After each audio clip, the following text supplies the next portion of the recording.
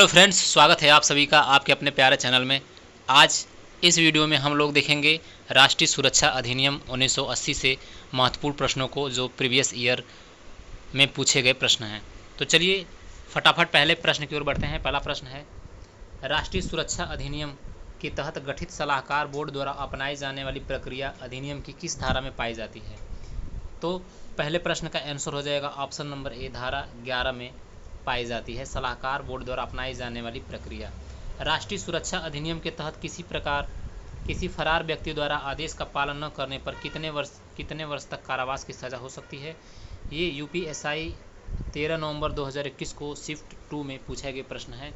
राष्ट्रीय सुरक्षा अधिनियम के तहत किसी फरार व्यक्ति द्वारा आदेश का पालन न करने पर कितने वर्ष तक की कारावास की सज़ा हो सकती है? तो दूसरे का आंसर हो जाएगा 1 वर्ष। ऑप्शन नंबर सी इसका सही हो जाएगा। 1 वर्ष तक कारावास की सज़ा हो सकती है। तीसरा प्रश्न है, वह भारतीय कानून है, इसमें बताना है कि वह भारतीय कानून है जो किसी व्यक्ति को भारत की रक्षा, विदेशी शक्तियों के साथ भारत के संबंधों या भारत की सुरक्षा और उससे जुड़े मामलों के लिए किसी भी तरह से प्रतिकूल कार्य करने में से रोकने की दृष्टि से निवारक निरोध का प्रावधान करता है। तो इसका सही आंसर क्या हो जाएगा तीसरे प्रश्न का? तो तीसरे प्रश्न का सही आंसर हो जाएगा राष्ट्रीय सुरक्षा अधिनियम 1980। ऑप्शन नंबर डी इसका सही हो जाएगा। Option number D. अगले प्रश्न की ओर बढ़ते हैं। राष्ट्रीय सुरक्षा अधिनियम 1980 के तहत राष्ट्रीय सुरक्षा शब्द में क्या सम्मिलित नहीं है? भारत की रक्षा, समुदाय के लिए आवश्यक आपूर्ति और सेवाओं का रखरखाव, भारत की सुरक्षा या फिर भारत के अंतर्राज्यीय जल विवाद। यूपीएसआई 14 नवंबर 2021 शिफ्ट 1 में पूछे गए प्रश्न। तो चौथे प्रश्न का आंसर हो जाएगा ऑप्शन नंबर डी, भारत के अंतर्राज्यीय जल विवाद। यह जो शब्द है यह सम्मिलित नहीं है राष्ट्रीय सुरक्षा शब्द में। आगे आते हैं अगले प्रश्न पर। राष्ट्रीय सुरक्षा अधिनियम की निम्नलिखित में से कौन सी धारा केंद्र सरकार और राज्य सरकार को निरोध का आदेश देने की शक्ति देती है? तो पांचवें प्रश्न का आंसर हो जाएगा ऑप्शन नंबर ए, 3। धारा 3 में केंद्र सरकार और राज्य सरकार को निरोध का आदेश देने की शक्ति प्रदान करती है राष्ट्रीय सुरक्षा अधिनियम 1980। ऑप्शन नंबर ए इसका सही हो जाएगा। अगले प्रश्न की ओर। राष्ट्रीय सुरक्षा अधिनियम के तहत निम्नलिखित में से कौन सा निरुद्ध यानी नज़रबंदी का आधार है? ऐसे किसी भी तरह से कार्य करना जो राज्य की सुरक्षा के प्रतिकूल हो, ऐसे किसी भी तरह से कार्य करना जो सार्वजनिक व्यवस्था के रखरखाव के प्रतिकूल हो, ऐसे किसी भी तरह से कार्य करना जो समुदाय के लिए आवश्यक आपूर्ति और सेवाओं को बनाए रखने के लिए प्रतिकूल है। तो इनमें से कौन कौन सा ऑप्शन सही हो जाएगा ये बताना है। तो छठे प्रश्न का आंसर हो जाएगा ऑप्शन नंबर सी इसका सही हो जाएगा। ए, बी और सी तीनों सही हैं। अगला प्रश्न, राष्ट्रीय सुरक्षा अधिनियम के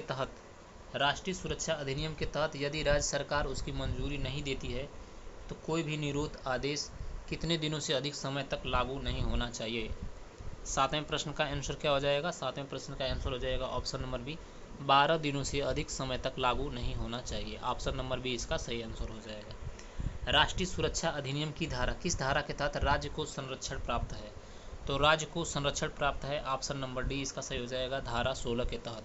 ऑप्शन नंबर डी इसका सही आंसर हो जाएगा। अगले प्रश्न की ओर बढ़ते हैं। राष्ट्रीय सुरक्षा अधिनियम के तहत सलाहकार बोर्ड के सदस्य ऐसे व्यक्ति होने चाहिए जो एक उच्च न्यायालय के न्यायाधीश के रूप में नियुक्त किए गए हों, जिन्हें एक उच्च न्यायालय के न्यायाधीश के रूप में नियुक्त किया जा चुका है, या फिर जो एक उच्च न्यायालय के न्यायाधीश के रूप में नियुक्त होने योग्य है।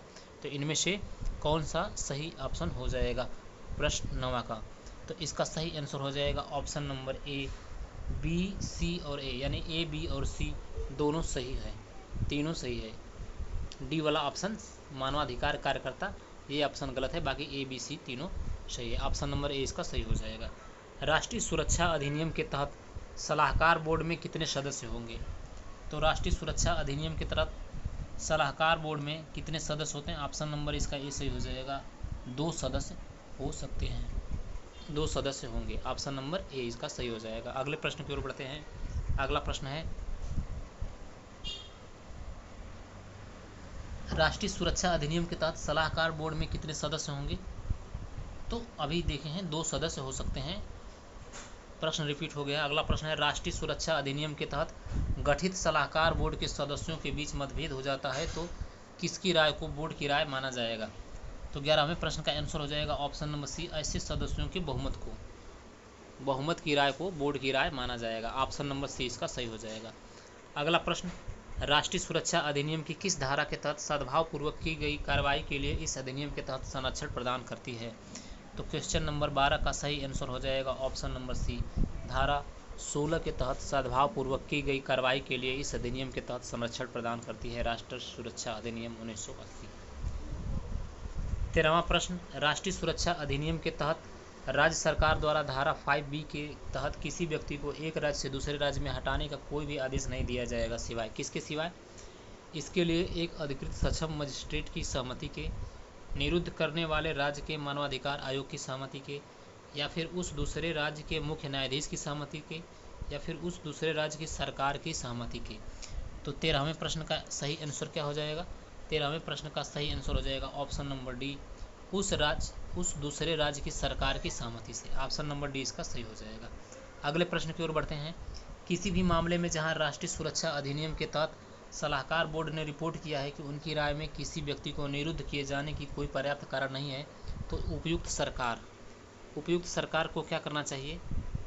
निरुद्ध किए जाने के आदेश को निरस्त करेगी और संबंधित व्यक्ति को तुरंत रिहा करने का आदेश देगी, या फिर निरुद्ध किए जाने के आदेश को निरस्त कर सकती है और संबंधित व्यक्ति को तुरंत रिहा करने का आदेश दे सकती है, या फिर निरुद्ध किए जाने के आदेश की समीक्षा करेगी और संबंधित व्यक्ति को तुरंत रिहा करने का आदेश देगी। और डी ऑप्शन है, निरुद्ध किए जाने के आदेश की समीक्षा कर सकती है और संबंधित व्यक्ति को तुरंत रिहा करने का आदेश दे सकती है। तो इसका सही आंसर क्या हो जाएगा? इसका सही आंसर हो जाएगा ऑप्शन नंबर ए, निरुद्ध किए जाने के आदेश को निरस्त करेगी और संबंधित व्यक्ति को तुरंत रिहा करने का आदेश देगी। ऑप्शन नंबर ए इसका सही हो जाएगा। 16वें प्रश्न पे आते हैं। राष्ट्रीय सुरक्षा अधिनियम की धारा किस धारा के तहत प्रभावित व्यक्तियों को नज़रबंद करने के आधार के प्रकटीकरण से संबंधित है? तो 16वें प्रश्न का आंसर हो जाएगा ऑप्शन नंबर सी, धारा 8 के तहत प्रभावित व्यक्तियों को नज़रबंद करने के आधार के प्रकटीकरण से संबंधित है राष्ट्रीय सुरक्षा अधिनियम की धारा 8। 17वां प्रश्न है, यदि सलाहकार बोर्ड ने रिपोर्ट किया है कि उसकी राय में राष्ट्रीय सुरक्षा अधिनियम के तहत किसी व्यक्ति को निरुद्ध करने का कोई पर्याप्त कारण नहीं है, तो उपयुक्त सरकार को क्या करना चाहिए?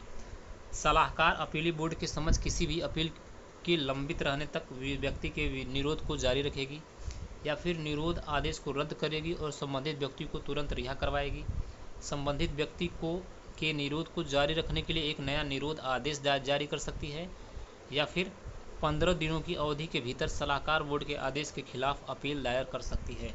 तो 17वें प्रश्न का सही आंसर क्या हो जाएगा? तो 17वें प्रश्न का सही आंसर हो जाएगा ऑप्शन नंबर बी, निरोध आदेश को रद्द करेगी और संबंधित व्यक्ति को तुरंत रिहा करवाएगी। ऑप्शन नंबर बी इसका सही हो जाएगा। अगले प्रश्न की तरफ बढ़ते हैं। अगला प्रश्न है, राष्ट्रीय सुरक्षा अधिनियम की धारा 11 के अनुसार संबंधित व्यक्ति को हिरासत में लेने की तिथि से कितने सप्ताह के भीतर सलाहकार बोर्ड को अपना प्रतिवेदन यानी रिपोर्ट उपयुक्त सरकार को प्रस्तुत करना होगा? तो 18वें प्रश्न का सही आंसर हो जाएगा ऑप्शन नंबर डी, 7 सप्ताह के भीतर सलाहकार बोर्ड को अपना प्रतिवेदन यानी कि रिपोर्ट प्रस्तुत करना होगा। आगे आते हैं। राष्ट्रीय सुरक्षा अधिनियम के तहत निरुद्ध किए गए व्यक्ति की अस्थायी रिहाई अधिनियम की किस धारा में प्रदान की गई है? तो 19वें प्रश्न का सही आंसर हो जाएगा धारा 15 में प्रदान की गई है। ऑप्शन नंबर बी इसका सही हो जाएगा। राष्ट्रीय सुरक्षा अधिनियम के तहत किसी भी निश्चित निरोध आदेश के अनुसरण में किसी भी व्यक्ति को जिस अधिकतम अवधि के लिए निरुद्ध किया जा सकता है वह क्या होगी? निरोध की तिथि से 6 महीने, निरोध की तिथि से 12 महीने, या फिर निरोध की तिथि से 18 महीने, निरोध की तिथि से 3 महीने। तो 20वें प्रश्न का आंसर हो जाएगा ऑप्शन नंबर डी, निरोध की तिथि से 3 महीने तक। 21वें प्रश्न पे आते हैं। इनमें से कौन राष्ट्रीय सुरक्षा समिति के सामरिक नीति दल के सदस्य हैं? राष्ट्रीय सुरक्षा समिति के सामरिक नीति दल के सदस्य हैं विदेश सचिव, गृह सचिव, केंद्रीय प्रत्यक्ष कर बोर्ड के अध्यक्ष।